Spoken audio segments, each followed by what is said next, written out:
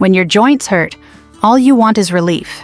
Most joint pain is caused by inflammation and swelling, especially in autoimmune conditions like rheumatoid arthritis. Typically, this inflammation is treated with strong medications.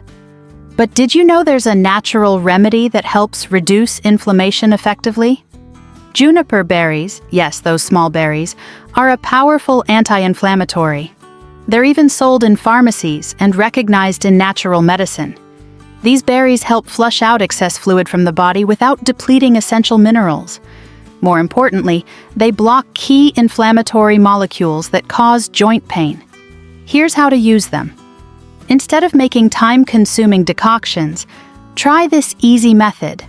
When brewing your regular tea, use 2 tablespoons of tea leaves and add 1 tablespoon of juniper berries per liter of water.